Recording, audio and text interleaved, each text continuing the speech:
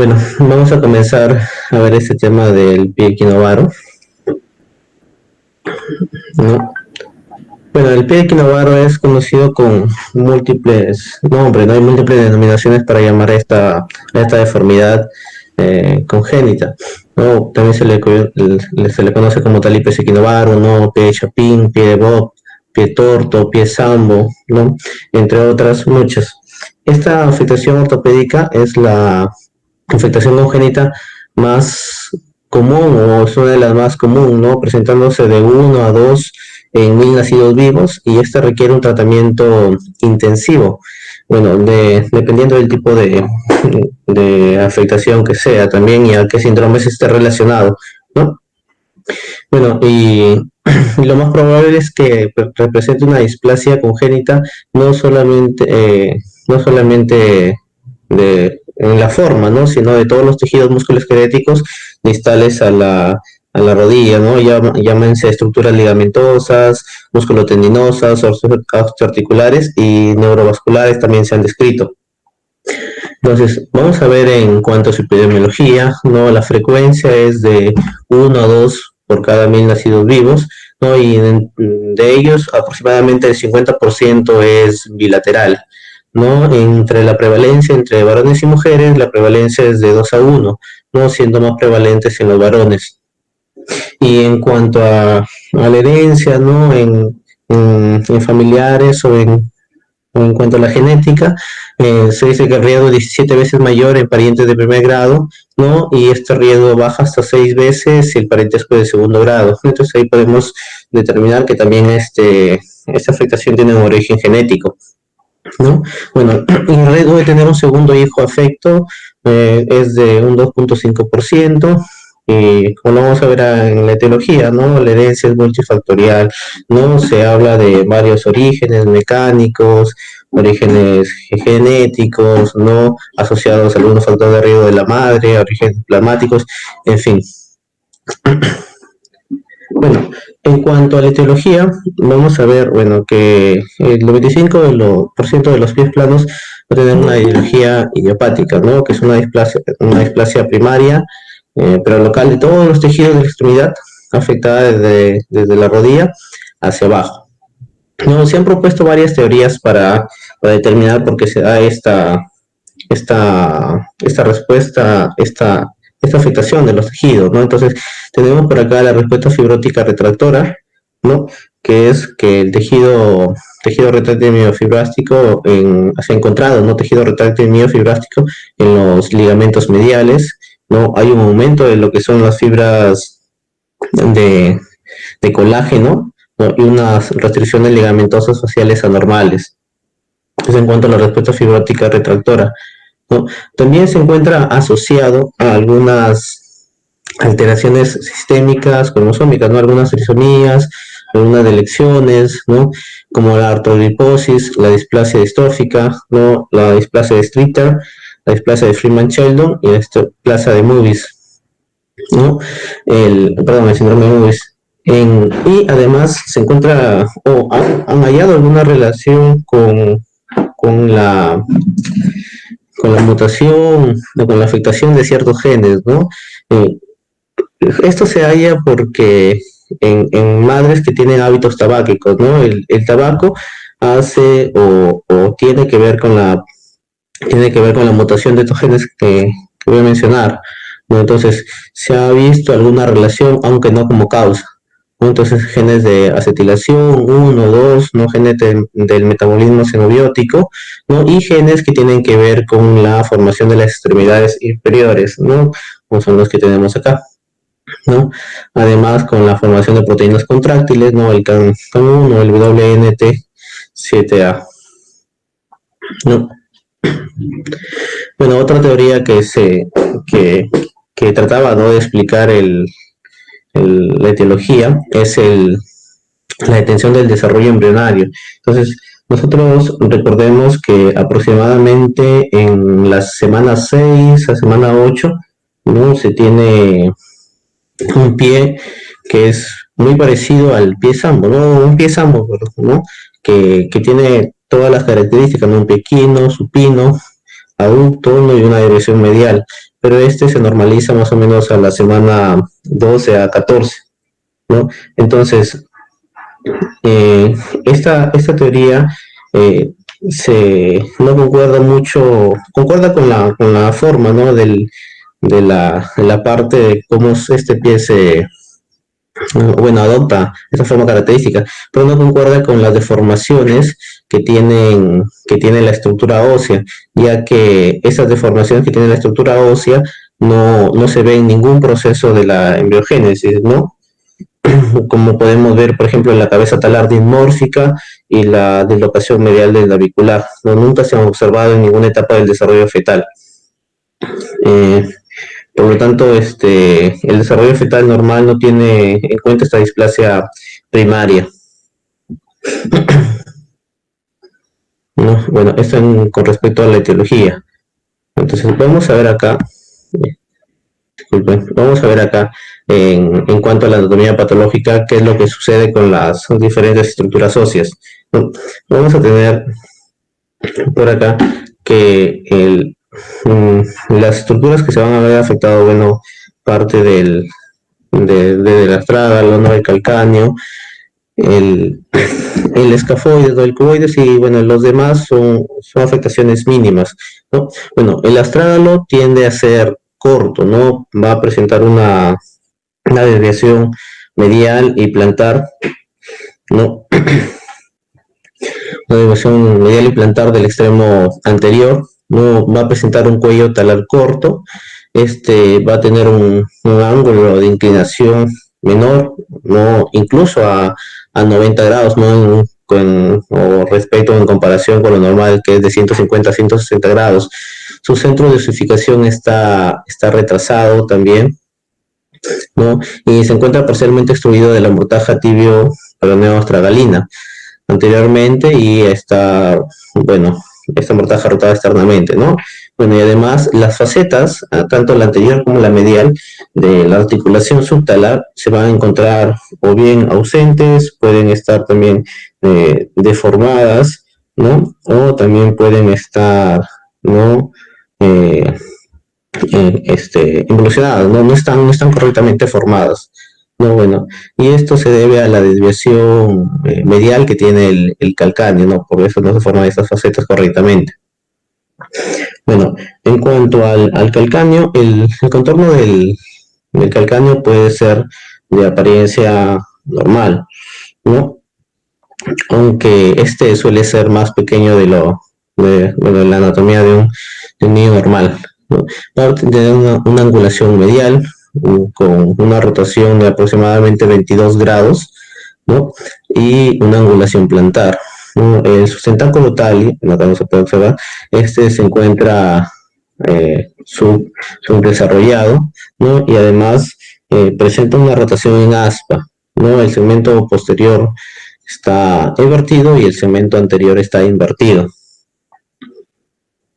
Bueno, en cuanto al escafoides, ¿no? Este escafoides, o también llamado, ¿no? El navicular, va a ser el hueso más desplazado, ¿no? Como podemos ver acá, este escafoides incluso o se llega a articular con lo que es el maleolo tibial, ¿no? El maleolo interno.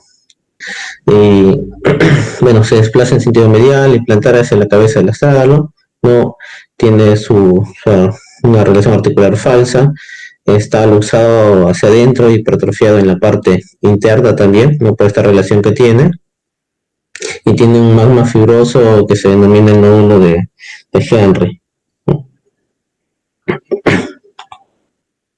Bueno, en cuanto a las demás deformidades, ¿no? Que se puede ver acá, tenemos al cuboides, ¿no? Que se ve arrastrado por el escafoides, ¿no?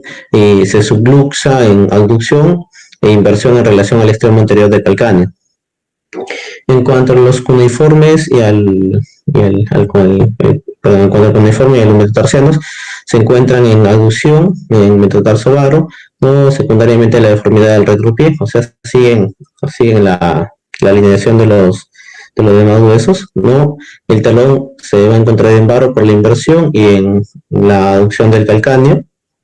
El antepié está en supinación por el varo del talón, ¿no? Y la aducción e inversión del escafoides y del cuboides, ¿no? Bueno, y la deformidad en cabo se va a deber a la pronación relativa del antepié con respecto al retropié.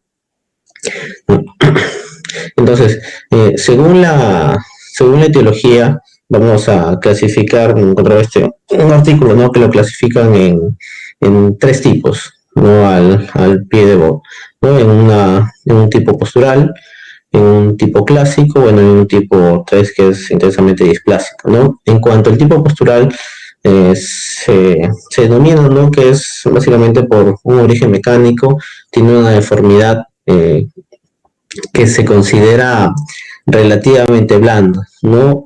Eh, va a conservar sus pliegues normales, cutáneos, contiene una estructura ósea, muscular y tendinosa aparentemente normal, ¿no? Bueno, responde al tratamiento conservador y difícilmente presenta una recurrencia de esta deformidad tras el tratamiento. En cuanto al tipo 2, vamos a ver que va a presentar una displasia, tiene todos los componentes descritos anteriormente, ¿no? Y bueno, representa un porcentaje de recurrencia del 15 al 30%. Y este de acá se divide el tipo 2 en dos subtipos, ¿no? Que va a ser de acuerdo a si se logra corregir o no se logra corregir, ¿no? En cuanto el tipo 2 ve con B minúscula, ¿no? Se refiere al tipo blando, que se lo va a lograr corregir, y aquel renuente al tratamiento es el 2D, ¿no? El atípico. Bueno, y el tipo 3 se habla de cuando es intensamente displásico, ¿no?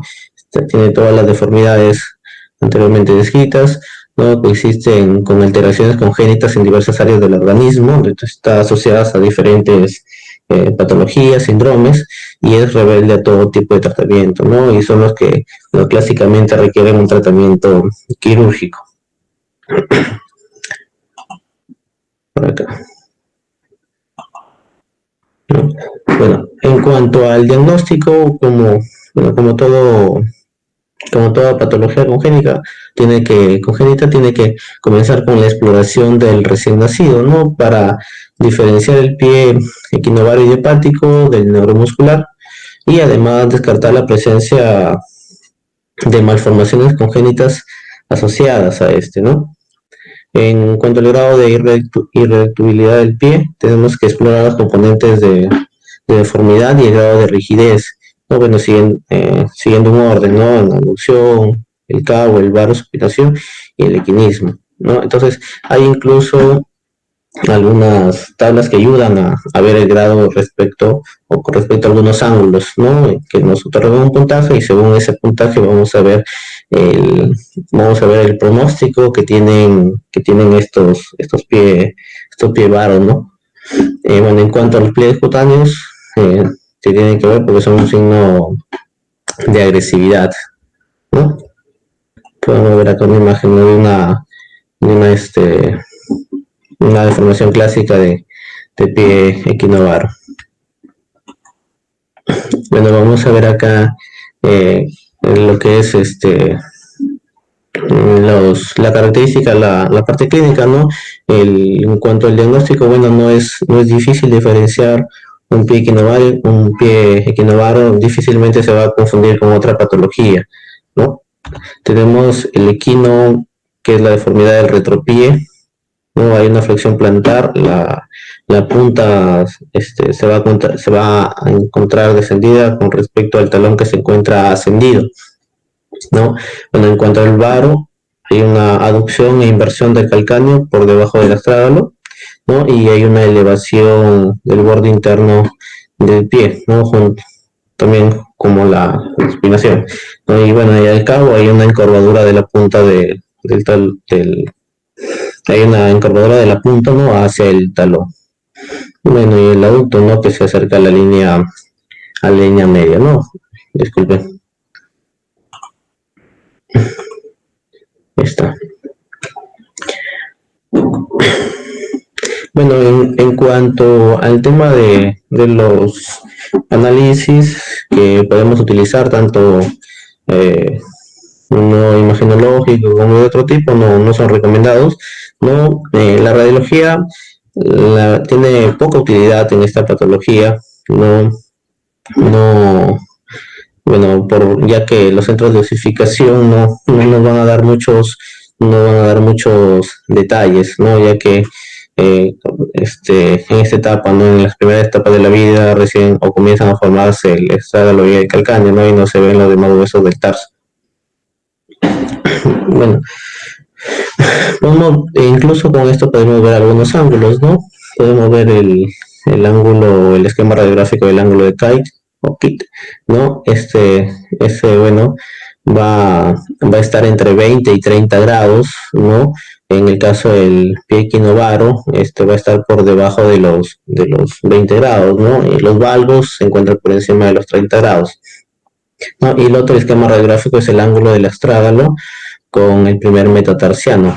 Como vemos, bueno, este es una está deformado, acá hay paralelismo, ¿no? Entre el astrágalo y el calcáneo, pero como vemos acá, este ángulo va más o menos de 0 a 20 grados, ¿no? De 0 a 20 grados, pero como el astrágalo está en su posición normal y va a comenzar a girar, este ángulo va a disminuir tanto que incluso se hace negativo. Bueno, y como lo mencioné hace un momento, ¿no? Para el diagnóstico hay que estratificar o hay que darle también una puntuación a lo que es el pie equinovaro, ¿no? Y eso se va a lograr mediante la utilización del método de Meglio, ¿no? Bueno, este método bueno, lo va a clasificar según los ángulos, ¿no? Le va a dar un puntaje, va a asignar un puntaje mediante los ángulos, ¿no? En el plano sagital, ¿no? Que va desde menos 20 hasta 90, al igual que en el plano frontal, ¿no? El grado de deformidad, ¿no? Y los ángulos vienen bueno, el puntaje viene desde 4, ¿no? Cuando hay mayor deformidad, hasta 1, ¿no? Cuando hay una menor deformidad.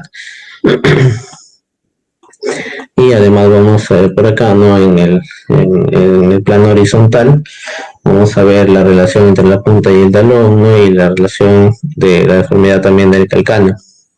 Entonces, esto de acá nos va a dar una puntuación por cada segmento, ¿no? Donde, ¿no? La mayor deformidad viene desde 90 a 45 grados, ¿no? Hasta ¿no? Una deformidad leve de 0 a 20 grados, ¿no? Además, a esto de acá se le puede asignar una puntuación extra, no si es que aparecen o no aparecen los pliegues cutáneos, no si es que hay caos o si es que hay una distrofia muscular asociada.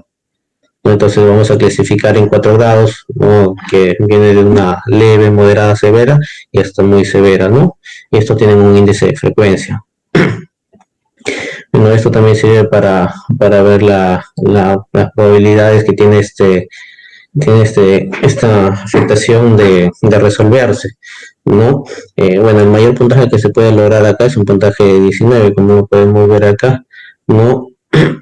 Y además, esta, bueno, esta probabilidad de resolverse va disminuyendo, ¿no? Desde un 95% a, hasta más, ¿no? En deformidades menores, hasta menos de un 10% a deformidades muy severas, ¿no?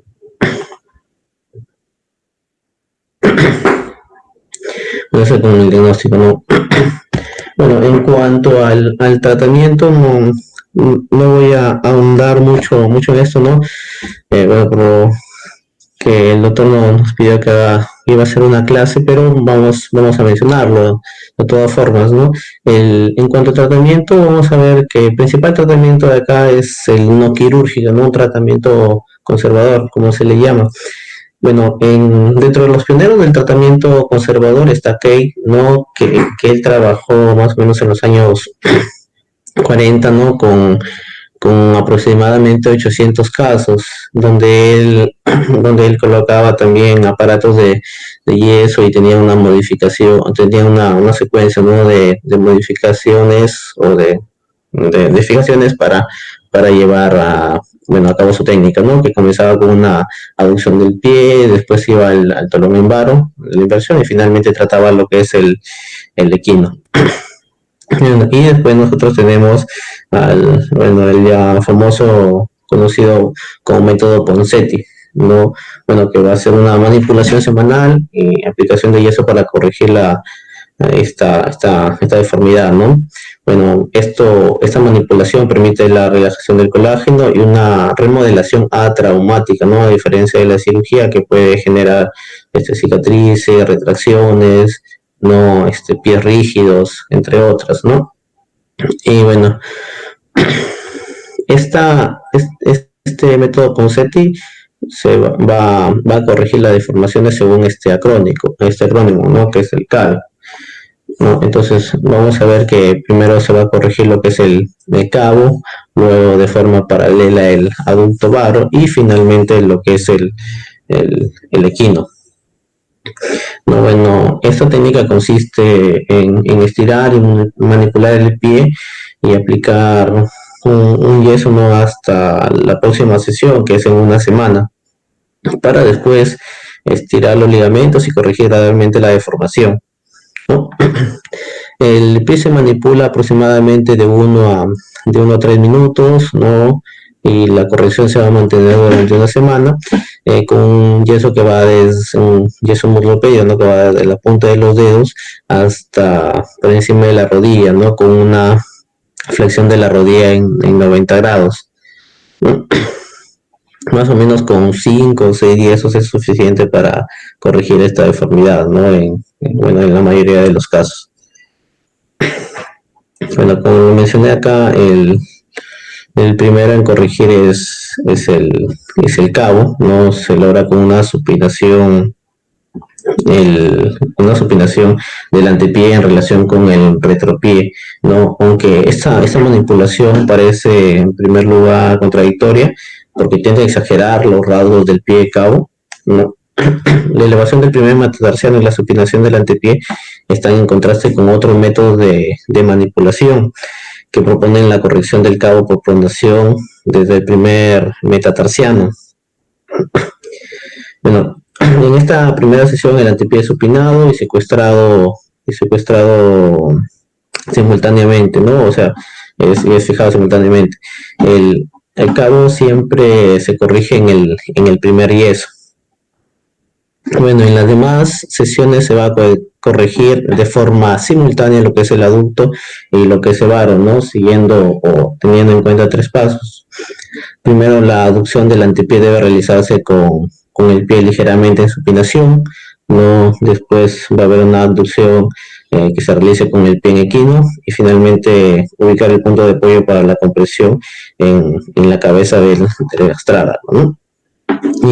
Y finalmente, en la técnica nos habla de la corrección del equino, que esto se hace eh, colocando el pie y fijando el pie en un ángulo de 70 grados, ¿no? Y se hace cuando ya que tenemos un retropié neutro o ligeramente en valo, ¿no? Para asociar esta corrección del equino se ha visto también asociado a una tenotomía, ¿no? El tendón de Aquiles por 1 centímetro de inserción para permitir una mejor rotación externa, ¿no? Y poder corregir esta deformidad. Bueno, aquí vemos los excesivos yesos de la técnica o del método Ponseti que se colocan, ¿no? Y además, una vez ya que se retiran los aparatos de yeso, esto tiene que continuar mediante una ortesis, ¿no? Que se logra mediante esta férula, ¿no? Entonces, esta férula va a mantener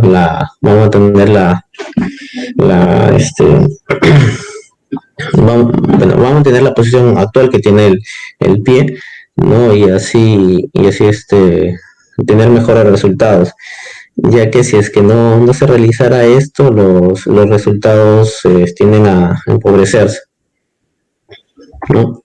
Bueno, además del método de Ponseti, también nosotros podemos hablar de otro método que también se aplica, ¿no? Es el método francés de fisioterapia o el método funcional desarrollado por Massey Mensagel, ¿no? Donde este método consiste en justamente a hacer fisioterapia a estos pies sanos, ¿no? De forma diaria al, al inicio, ¿no? Durante aproximadamente 2 veces, y luego se reduce a 3 sesiones por semana durante 6 meses adicionales, ¿no? Bueno, este método requiere, la verdad, un profesional en fisioterapia junto con la ayuda de un ortopedista bastante entrenado en esto, no disponibilidad del mismo, no, y mucho apoyo de los padres porque las primeras sesiones son diarias, no, además que también estas las repite en su casa de forma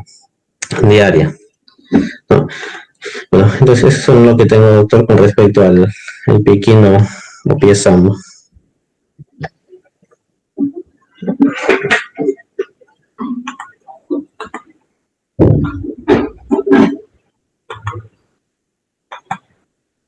Eh, una cosa es pie equinovaro y otra cosa es pie equinovaro congénito. Lo que Ponseti, el método de Ponseti lo utilizamos más para el pie equinovaro congénito, donde el origen es no es adquirido, sino es un pie de un mal desarrollo. No sabemos por qué en la familia de 7ª semana de gestación se paraliza, entre comillas, el pie y se queda en esa posición y así nace el niño, ¿no? Por eso que si ustedes ven el pie, sencillamente está torcido hacia adentro, hacia abajo, ¿no? Donde la punta mira hacia abajo, la planta mira hacia adentro y la punta mira hacia adentro. Entonces el pie en realidad está casi formado.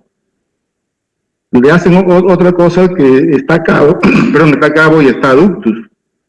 Entonces, lo que se dio cuenta de eso Ponseti y comenzó a manipularlo, ya no como Kite, que ponía el punto de apoyo en las articulaciones metatarsofalángicas, sino que coloca el punto de apoyo en el astrágalo, porque ve que el movimiento, si el movimiento de todo el pie está a nivel del astrágalo, y lo hace rotar hacia afuera como si fuese una hoja de navaja de esas antiguas, ¿no? Lo que rotaba hacia afuera y veía que se corregía. Lo otro ya comienza a hacer ya los estudios anatomopatológicos, donde ya demuestra pues todas las contracturas de los ligamentos y los músculos y tendones, y empieza a adquirir la teoría de estirar los tendones, ¿no? Y crea su método de Ponseti, pues, ¿no? Que inclusive a Trujillo, ojo, mira que a Trujillo llega el método de Ponseti a través del doctor Rojas Hidalgo, de nuestro maestro, ¿sí?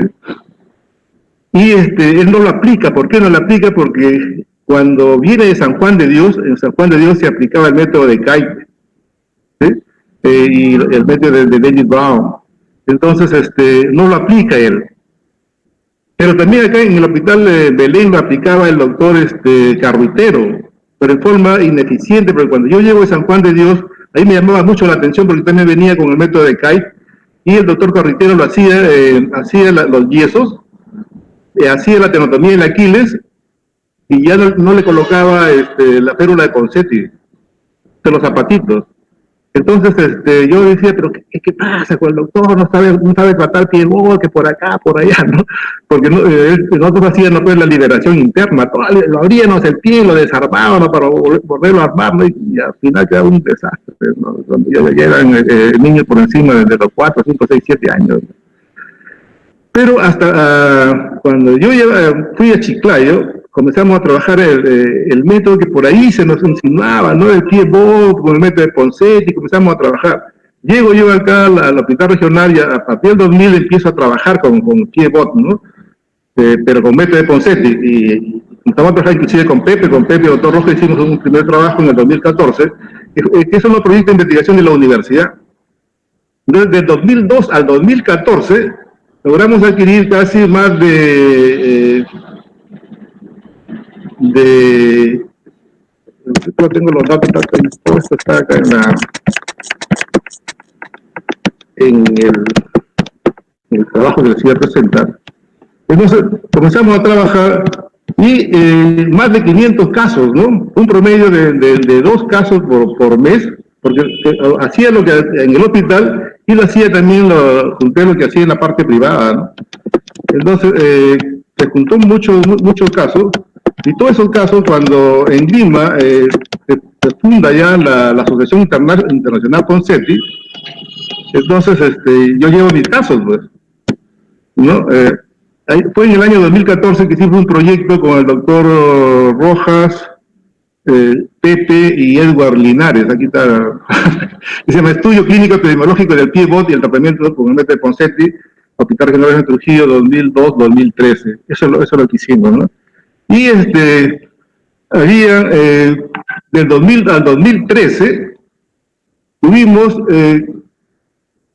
379 niños, ¿no? Un promedio de 2 niños por mes, y un total de 520 pies tratados, un promedio de 3 pies por mes. Y todo esto de aquí, cuando vinieron de Lima a ver la parte de Ponseti, yo llevo este trabajo, y se quedaron asombrados, pero ¿por qué tienes tantos? Si Pecho en la clínica San Juan de Dios había presentado 7 casos. 7 casos en la clínica San Juan de Dios, y yo llevaba 379 casos, ¿no? Y bueno, le presenté acá todo el trabajo, lo tengo aquí en 4 láminas. Se quedaron asombrados, pero ¿cuál es la diferencia? La diferencia era de que en la clínica San Juan de Dios lo que rotan allá, hacen la consulta y le mandan un papelito para que haga el tratamiento el técnico. En ese tiempo lo hacía César, hacía los enyesados. En cambio, aquí en Trujillo, ustedes saben que el enyesado lo hago yo. Por lo tanto, yo tenía toda esta experiencia, ¿no? Y eso fue el susto que tuvieron, pero ¿por qué no puede ser, no? ¿Por qué tienes tantos casos? Si San Juan de Dios es lo máximo que teníamos, ¿no? Y entonces se lleva allá, y cuando regreso, entonces vemos que era necesidad de fundarse la unidad de ortopedia y traumatología, y a la vez la unidad de Pie-Bot. Pero miren ustedes cómo en Lima, recién el 22 de octubre del 2014, o sea, el segundo día que se inició el curso de inducción de Pie-Bot para los 5 médicos a nivel nacional, donde estaba Chiclayo, Arequipa, Trujillo y Lima. Entonces, recién el 22 de octubre del 2014 se funda la unidad de Pie-Bot en la clínica San Juan de Dios. Recién, no es que sea antes.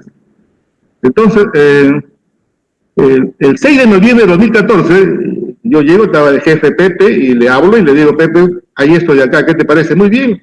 Y llegó el presidente de Pie-Bot Internacional Ponseti de México, el doctor Alcacio, con el presidente Julio Segura, que era presidente de la Asociación Internacional Ponseti Perú, y estaba Salirosa de alcalde, y con Pepe era jefe, ¿no? El jefecito, siempre es mi jefecito, Pepito, ¿no?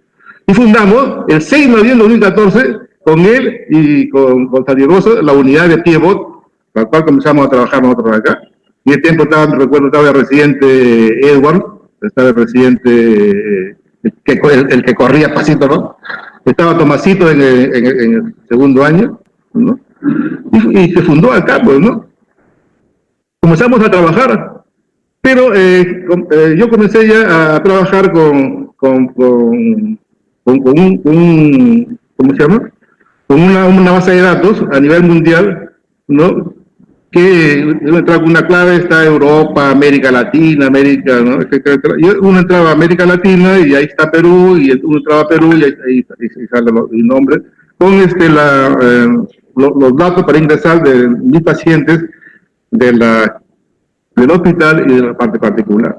Entonces, a partir del 2014, en que empiezo a tener la parte esta de Pie-Bot, no sé, de 2014 a la fecha, igual el mismo número, ¿no? Y comienza a tener 112 pacientes, ¿no? 112 pacientes empieza a tener ahí.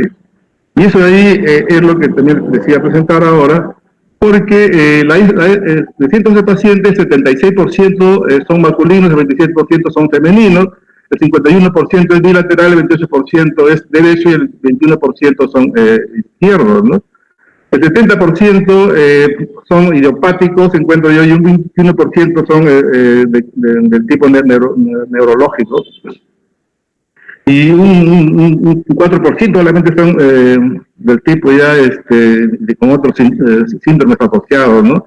Y hemos tratado desde 2 días de nacido, porque nos conectamos ya con la unidad con el servicio de neonatología, y tratamos niños de 2 días hasta los 18 años, ¿no? Y casi todos no fueron efectivos porque encontramos un 19% de recidivas, ¿no? Más del sexo masculino que del sexo femenino, ¿no? Pero empezamos ya a utilizar el método Ponseti, pero es un método que tiene una filosofía, que si no lo hacen bien no va a funcionar esto de aquí. Y han habido muchas variantes a través del tiempo, pero sin salirse de eso de ahí, ¿no? Variantes en la forma como hacer la tenotomía, la variante cómo hacer las férulas, etcétera, etcétera, ¿no? Pero aquí comenzamos a variar, por ejemplo, yo ya nací ya la tenotomía con el bisturí, sino con una hoja 18, que también lo hacen en Chile, también lo hacen en México. Esto me lo enseñó el doctor Ascasio cuando vino, o también lo hacen en Brasil, me enseñó también el doctor Tierno, hacerlo con aguja número 18, ¿no? Algunos usan la anestesia local, otros usan la anestesia general. También los estudios reportan que no hay muchas diferencias significativas, también lo usan en los países latinoamericanos, más que en los países europeos, ¿no? También otro tipo de cosas que hemos variado aquí en el hospital regional es de que propugnan en los pies recidivantes hay que hacer una transposición del tibial anterior hacia la parte externa, pero los tibiales, tanto el anterior como el posterior, están cortos. Eso lo demuestra Ponseti en sus infecciones. Entonces, mi pregunta era, ¿no? Como ya te lo dije el doctor Rojas, nosotros sabemos de que para hacer una transposición de un músculo es porque el otro está débil. Y se hacía mucho en la polio, o más se hacía en los pacientes espásticos. Pero en el pie no hay espasticidad, ni siquiera hay flacidez, simplemente hay acortamiento por contractura de congénita o por falta de desarrollo. Entonces comencé no a hacer la transposición, sino a hacer la tenotomía, ¿no? Comencé solamente así como hacía la tenotomía del Aquiles, ¿por qué no hacer la tenotomía del tibial? Y comencé a hacer la tenotomía del tibial, simplemente lo cortaba los tibiales y los resultados eran muy óptimos, ¿no? Eso lo comencé a hacer a partir ya de noviembre, diciembre, enero y febrero, y viene la pandemia y pum, pero sí tengo algunos que están evaluados y están en esta diapositivas, ¿no? La otra cosa que como estamos a hacer es los pies inveterados, los pies ya por encima de los 13, 14 años de edad, 18 años de edad, el último que tuvimos, ¿no? Donde comencé ya a interrelacionar con colegas de otros países, y ellos me decían de que no se puede hacer solamente con un método de Ponseti tradicional, sino que hay que agregar otras técnicas, como por ejemplo la cancelación del cuboide, o inclusive algunos pueden hacer una artrodesis, y comenzamos a manejarlo así también, ¿no? Sin salirnos del esquema de tratamiento de piebot, ¿no? Entonces, lo que quiero decirles es de que si hay que hacer el piebot, hay que entrenarnos bien, hay que conocer la filosofía del método de Ponseti, y uno puede hacer algunos cambios, pero sin salirse de lo que nos dice el doctor Ponseti, ¿no? Entonces, se necesita mucha paciencia, se necesita bastante dedicación, y sobre todo se necesita tener los conceptos claros de que no es una especialidad o una subespecialidad en la parte infantil que nos va a generar muchos recursos económicos, pero sí tenemos mucho amor por los niños, ¿no?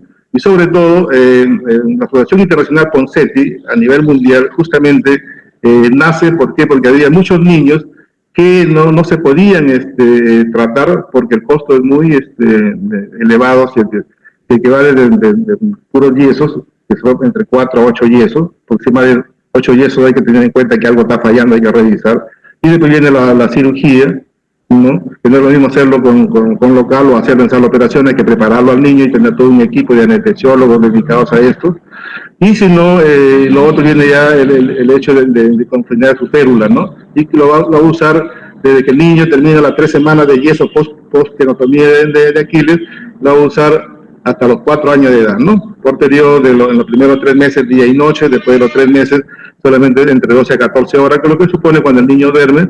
Y aquí también había el problema de la férula de Ponseti, ¿no? Ellos nos trajeron a cada región 2 férulas de Ponseti. Con 2 férulas de Ponseti, como yo le demostré, no hago nada porque yo tengo un promedio de 2 niños mensuales. Entonces, ¿qué hago cuando al otro mes qué férula le pongo? Entonces, como estamos idearnos, y como Trujillo es un centro productor de calzado, me contacté con un compadre que hace calzado y le di todos los requerimientos y el modelo de cómo hacer un zapato. Y yo ya me encargué de fabricar el calzado, ¿no? Entonces, no se necesita mucha cosa para fabricar un calzado de Ponseti. Comprar el calzado correcto, adecuado, ¿no? Yo lo hago con una barrita de aluminio que lo compro acá el 28 de julio, le pongo un forro para que el niño no se pegue en la cara, por eso un forro de gel, ¿no? Y se compra su perforador, su teroca, no para olerlo, sino para trabajar.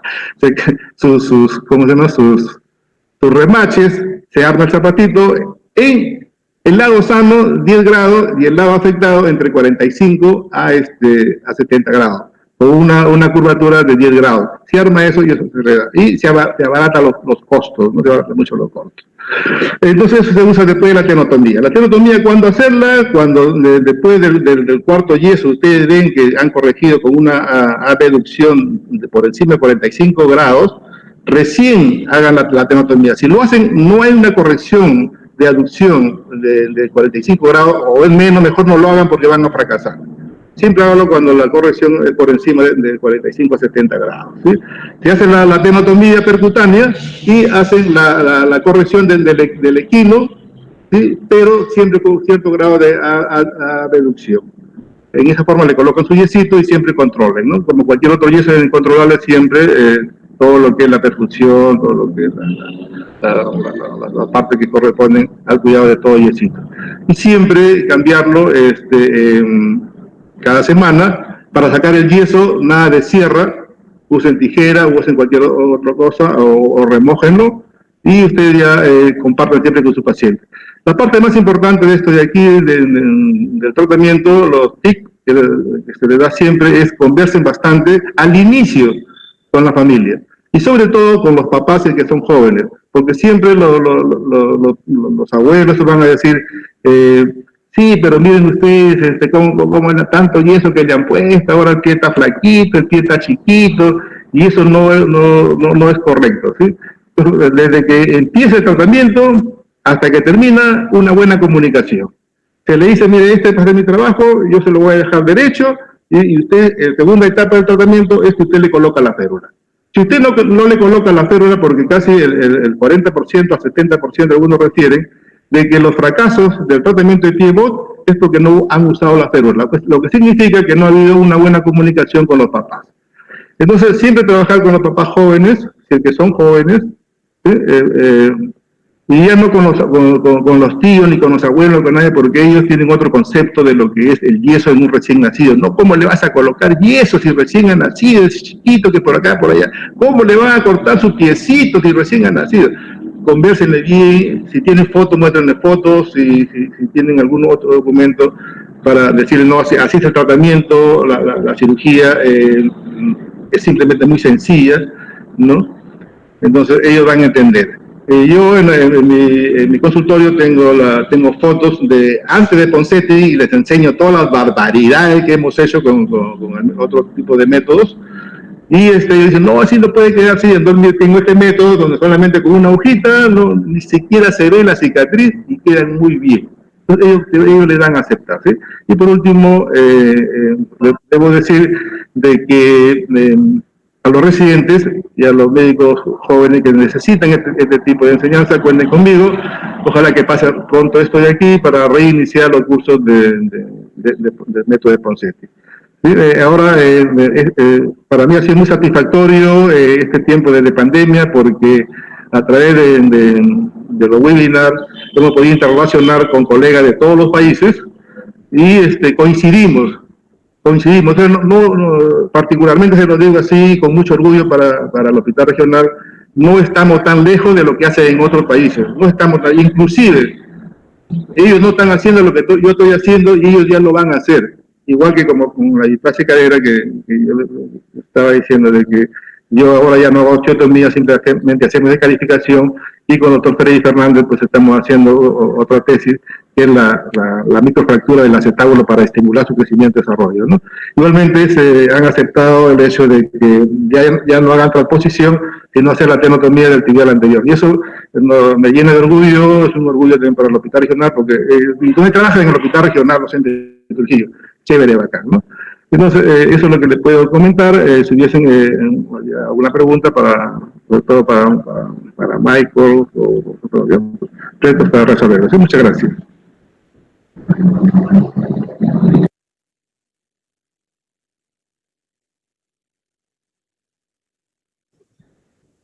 Gracias, doctor, por su aporte.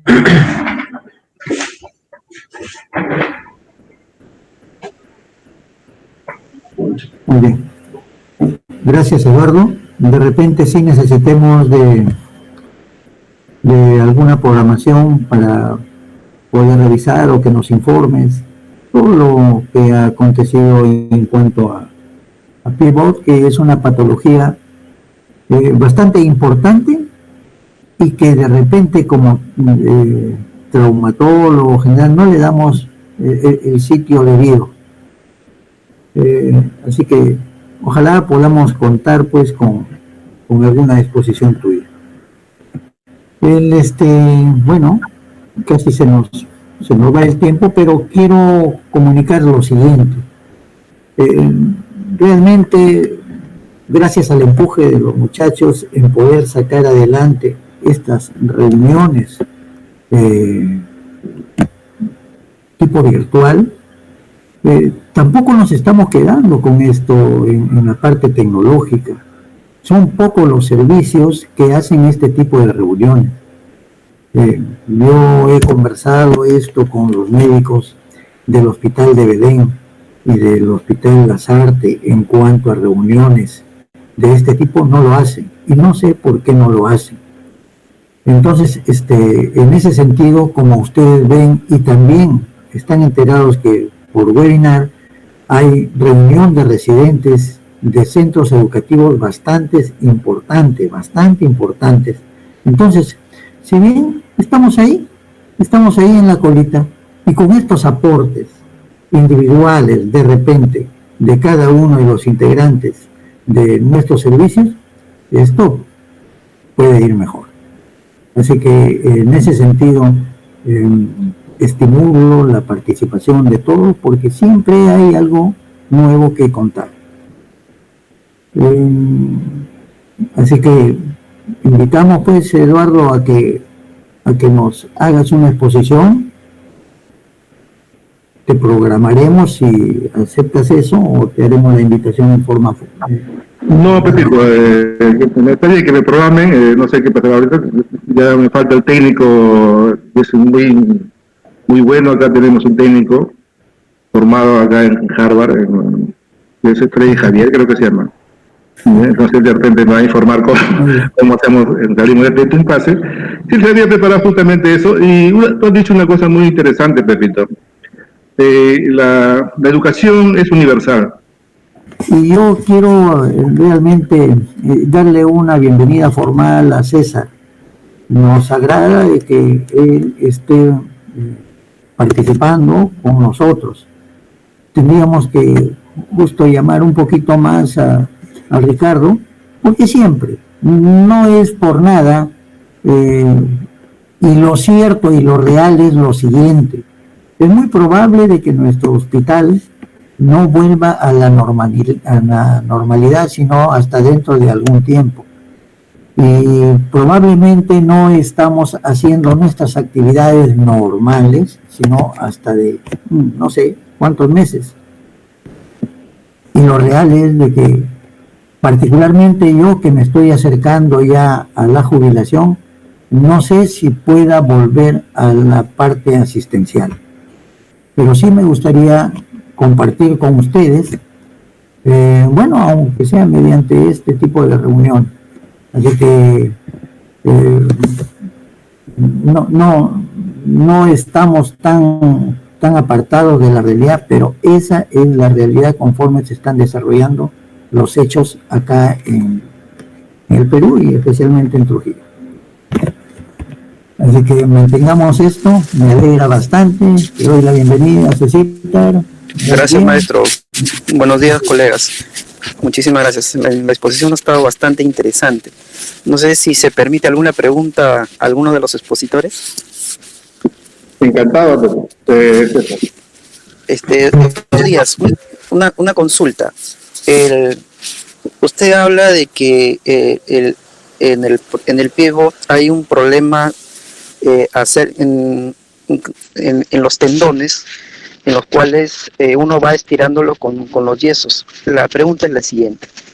Si en algún momento se determinó el tiempo de la colocación de yesos, ¿por qué una semana? ¿Por qué si queremos, parece lógico pensar, estirar más el ligamento o el tendón, ¿por qué no colocarlo 2 semanas, por ejemplo? El doctor Ponseti, como te hace su trabajo, y él vio que se podía hacer entre 3 a 15 días. Pero tuvo en cuenta el crecimiento y desarrollo del niño, ¿no? Con la lactancia empiezan a engordar mucho más rápido. Lo segundo era de que si se dejaba más tiempo, se estiraban mucho los tendones, a veces habían desgarros, y esos desgarros traían más cicatriz. Y la cicatriz es fibrosis, y la fibrosis, otra vez, estirar esa fibrosis no era bueno. Entonces comenzó a trabajar a la semana, y a la semana vio que los estudios eran más efectivos en el estiramiento de los músculos y tendones y fascias, ¿no? Entonces, esas fascias son como si fuesen unas ondas, un acordeón, que deben de tirarse poco a poco. Como TIC te puedo decir de que hasta cuándo vas a estirar, lo vas a estirar hasta cuando el niño comience a sentir dolor o llore. Si el niño llora es porque ya le duele, y si ya le duele porque está haciendo daño. Y ya está haciendo daño significa que está haciendo algún tipo de desgarros, microdesgarros. Entonces es el llanto del niño el que nos dice, para, ahí nomás, hasta ahí tienes que estirar. Espera mejor otra semana. Por eso le digo, se necesita mucha paciencia. Nosotros nos apuramos y decimos, no, mejor le pongo el estiro todo lo que pueda y le pongo un mes con yeso, como lo hacían con el método de Kai. Si Pepe se acuerda, entonces nosotros teníamos el método de Kai, muchas veces desde que nacía, pero te colocaba por un mes y por 8 a 10 yesos antes de que el niño camine, y después lo abríamos todo, ¿no? Entonces necesita mucha paciencia, bastante paciencia. Doctor, y una segunda pregunta. Siempre nos encontramos con papás súper ansiosos, ¿no? Y la pregunta recurrente, que creo que me imagino que casi todos lo hemos tenido, es, ¿y esto no funciona la fisioterapia? Y para eso la pregunta también a William.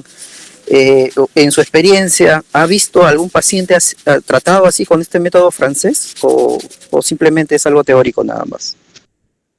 No he visto, pero se recomienda que debe haber ejercicios. Si llega el niño a la consulta o lo ves tú en el hospital de recién nacido, hacer un programa de estiramiento pasivo, ¿no? Por lo menos una semana, 2 semanas, siempre y cuando el pie sea del tipo idiopático, ¿sí? O sea, un pie que se puede fácilmente manipular. Nunca manipulen el equino, simplemente manipulen el cabo, el adductus, ¿no? Y el tipo el varus, el que se puede un poquito.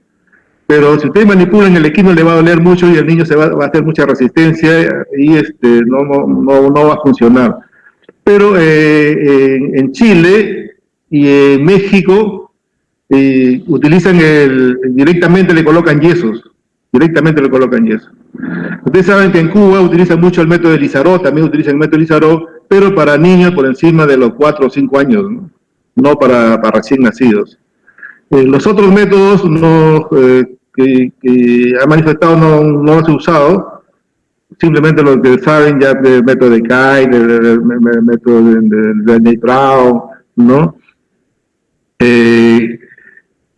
no tengo experiencia en otro, ¿no? Después del yeso tampoco es aconsejable la terapia física porque no tiene sentido, porque ya la corrección tiene que haberse hecho con el yeso y con la cirugía, y la férula no corrige, ojo, la férula simplemente mantiene la corrección que le ha hecho el médico.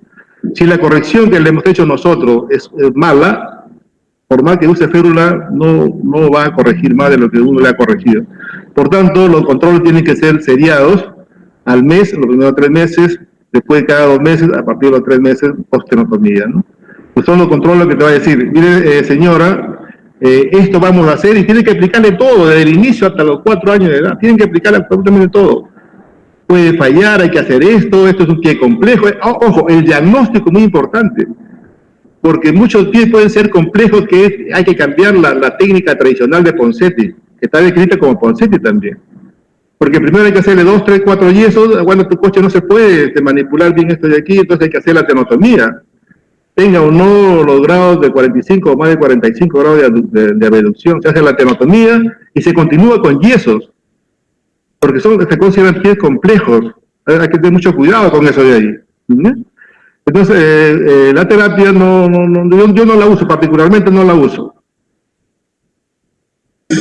Doctor, para complementar lo que ha dicho, ¿no? En cuanto al método francés, diversos artículos hablan acerca de este método, que incluso llega a tener una tasa de corrección similar a del Ponseti, ¿no? De un 95%, y las recaídas en un 29%. Bueno, además también en un artículo que revisé había que este método francés, el requerimiento quirúrgico era más o menos de un 16 a un 25% de pacientes tratados con este método. Así que actualmente también se habla de una asociación entre el método de Ponseti y el método francés, ¿no? De fisioterapia francés. Sí, exactamente, es correcto lo que tú dices. Así como se hizo en la Organización de Internacional Ponseti, nosotros no tenemos terapistas especialistas en eso, y eso lo que hace de que no lo hagamos, ¿no?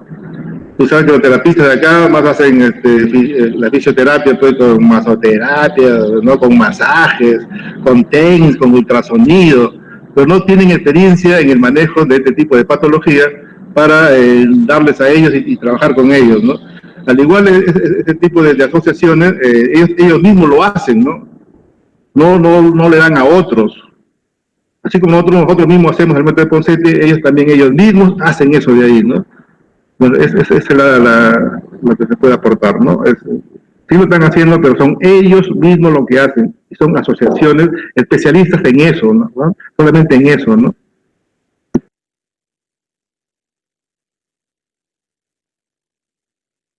Muy bien. ¿Otra pregunta? No, está bien, pregunto la hora nada más. Ya, ok. Por mí, gracias, yo les agradezco mucho. Muy bien programa para hacer la presentación. Que sea un martes o que sea un jueves. Un sábado también puede ser, mañana también puede ser, ¿no? Está bien, ya Jorge coordinará esto y te hará saber, ¿ok? Bien, muchísimas gracias a todos, muchas gracias a todos, que tengan ustedes un buen día, un buen fin de semana. Cuídense. Gracias a todos. Me avisan. Gracias.